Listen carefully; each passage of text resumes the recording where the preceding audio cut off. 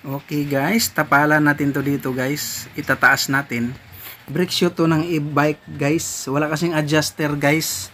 Wala kasing cylinder to. Talagang manual. Di na siya aabot doon sa drum niya. Kaya tapalan natin yan. At saka makapal pa naman eh. Ayan oh, makapal siya. Weldingan natin yan guys. Doon sa dulo niya. Para tumataas, para magamit. Makapal pa ang lining niya oh.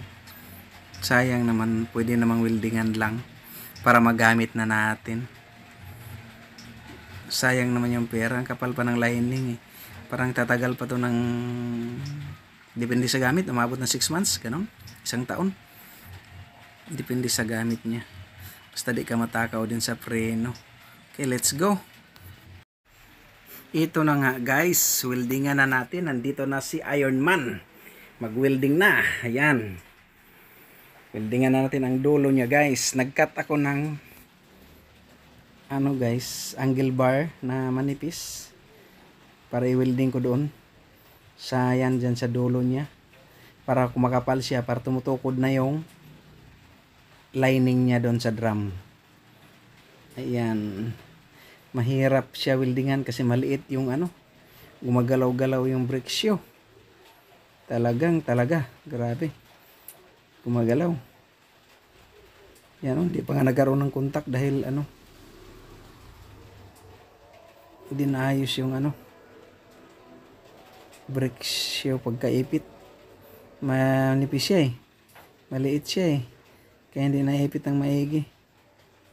Kaya ayusin ko muna yung ano, pagka lagay sa ground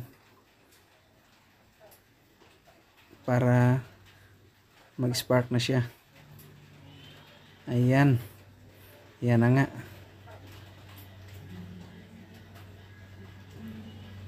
Eto na.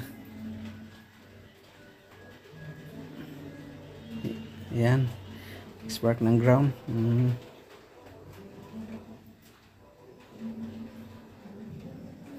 Mahirap guys. Maliit kasi siya. Kailangan nasa posisyon talaga bago mo wieldingin.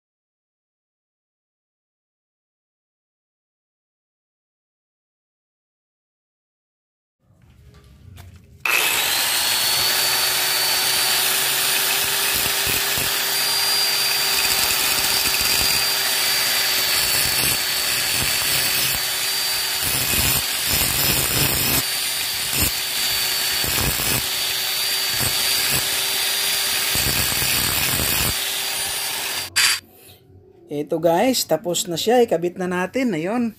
Makapal na. Ayan, oh, welding niya. Oh. Mga kalahating pulgada ang itinaas guys. Half inch ang itinaas. Kaya kabit na natin sa ating e-bike. Ayan.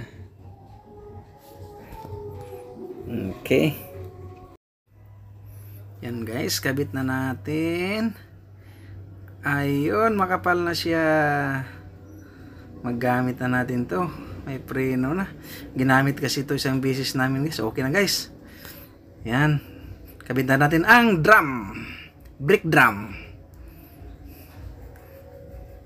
Yan.